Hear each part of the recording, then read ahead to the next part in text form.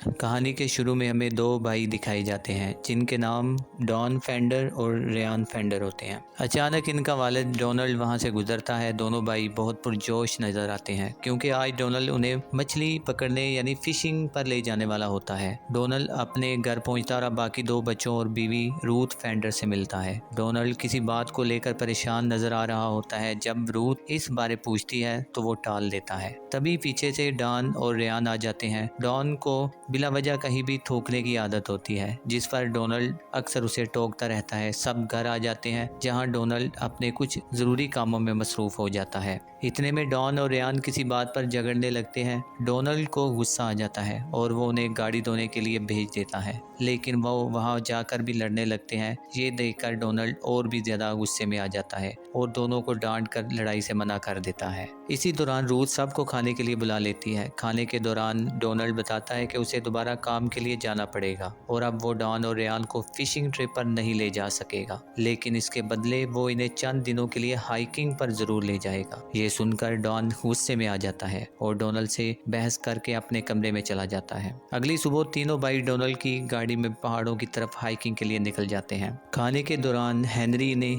खौफनाक कहानियां सुनाने लगता है। वो इन्हें एक खौफनाक मखलूक के बारे में बताता है जो देखने में बहुत डरावनी थी, जिसका सर हिरन का और जिस्म उकाब जैसा था। उसके बड़े बड़े घने पर भी थे। ये सुनकर डॉन थोड़ा सा डर जाता है। रात हो जाती है और डॉन और रेयान सो जाते हैं। मौसम काफी खराब हो जाता है। तेज हवाएं चलने लगती हैं। तभी डोनाल्ड आकर उनके टेंट को थाम कर बैठ जाता है ताकि हवाओं की वजह से टेंट उड़ न जाए। अगली सुबह सब लोग हाइकिंग के लिए आगे रवाना होते हैं। हेनरी उन्हें हाइकिंग से मुतल्लक जरूरी हिदायत दे रहा होता है। कुछ दूर चलने के बाद मौसम दोबारा खराब होने लगता है तो डोनाल्ड सबको वापसी का कहता है, लेकिन इस बात पर डॉन एक बार फिर डोनाल्ड से बहस करने लगता है। डोनाल्ड डॉन की जिद मान लेता है और हेनरी, रेयान और डॉन हाइकिंग के लिए आगे बढ़ जाते हैं। कुछ ही देर बाद बारिश शुरू हो जाती है। रेयान को सर्दी लगने लगती है और वो वापस चलने की बात करता है, मगर डॉन उसे अपना स्वेटर दे देता है और खुद बगैर स्वेटर के आगे बढ़ने लगता है। रास्ते में एक बार फिर डॉन और रेयान के दरमियान झगड़ा हो जाता है। गुस्से में आकर रेयान डॉन को चैलेंज देता है कि वो अकेला आगे जाकर दिखाए। डॉन भी गुस्से में आकर अकेला आगे बढ़ जाता है, लेकिन जब उसे अपनी गलती का एहसास होता है तब तक वो रास्ता भटक चुका होता है। वो जोर जोर से चीखने और पुकारने लगता है ताकि कोई उसे ढूंढ सके।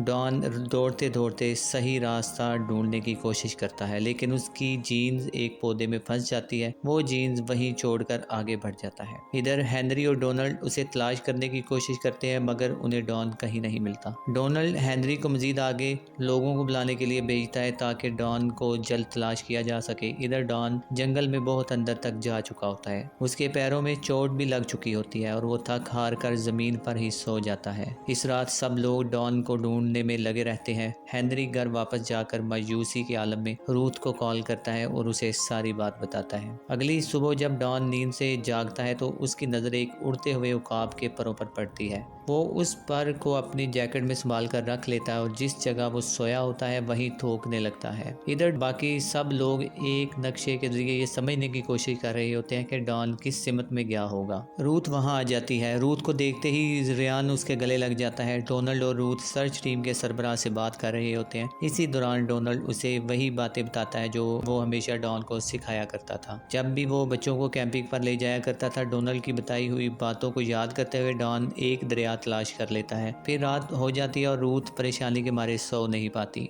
अगली सुबह ही डॉन दोबारा चल पड़ता है। उसके पैरों की हालत बहुत बुरी हो चुकी होती है। भूख के मारे वो पत्ते और जंगली बेरीज खाकर जिंदा रहता है। जमीन पर लेटे लेटे उसके पैरों पर जोंकें चमड़ जाती हैं। इधर घर पर रेयान और रूथ बैठकर डॉन को याद करते रहते हैं कि तभी उन्हें डोनाल्ड का फोन आता है। डोनाल्ड परेशानी की वजह से न ढंग से खा रहा होता है न सो पा रहा होता है। रूथ एक फोन बुक लेकर तमाम हेल्पलाइन नंबर पर कॉल करती है और लोगों से मदद मांगती है। कई लोग उनकी मदद के लिए आ जाते हैं और सब मिलकर जंगल में डॉन को तलाश करना शुरू कर देते हैं। मीडिया भी वहां आ जाता है। उधर डॉन बगैर रुके जंगल में चलता रहता है। वो किसी तरह पत्ते और बेरीज खाकर जिंदा रहता है। चलते चलते उसकी नजर लकड़ी से बनी एक गारनुमा जगह पर पड़ती है। उसे लगता है कि शायद वहां कोई रहता हो। उम्मीद के साथ वो आहिस्ता आहिस्ता उस तरफ बढ़ता है। जब वो अंदर झांक कर देखता है तो वहां कोई नहीं होता, बस कुछ पुरानी और टूटी फूटी चीजें पड़ी होती हैं। डॉन अपनी शर्ट का इस्तेमाल करके बड़ी मुश्किल से एक मछली पकड़ता है उसे पकाने के लिए आग जलाने की कोशिश करता है, लेकिन आग जलाना बहुत मुश्किल है और वक्त तलब साबित होता है।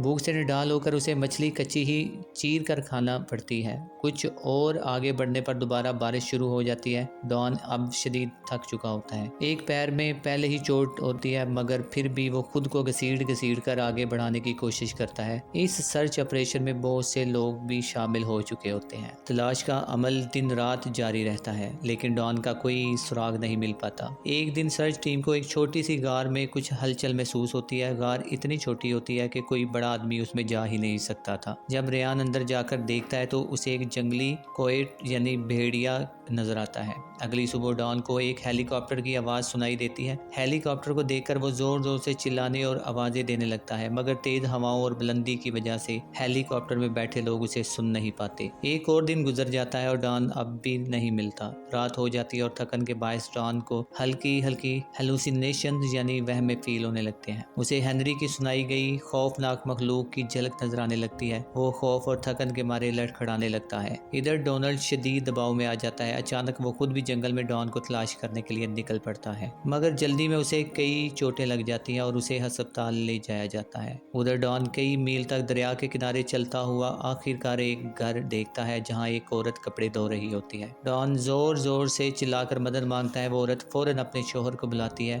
दोनों डॉन के पास आते हैं और उसकी हालत देखकर समझ जाते हैं कि वो काफी दिनों से लापता है। वो डॉन को अपने घर ले जाते हैं और फौरन हुकाम को इत्तला देते हैं। आखिरकार डॉन बहिफाजत अपने घर पहुंच जाता है। जब वो घर आता है तो पूरा माहौल खुशी से भर जाता है। डॉन अपने बहन भाइयों से गले मिलता है और आखिर में अपने वालिद डोनाल्ड से भी। सबकी आंखों में खुशी के आंसू होते हैं। किसी को अपनी आंखों पर यकीन नहीं आ रहा होता। किसी ने नहीं सोचा था कि एक 12 साल का लड़का घने जंगल में 80 मील तक जिंदा रह सकेगा, लेकिन डॉन ने ये कर दिखाया और यहीं पर कहानी खत्म होती है।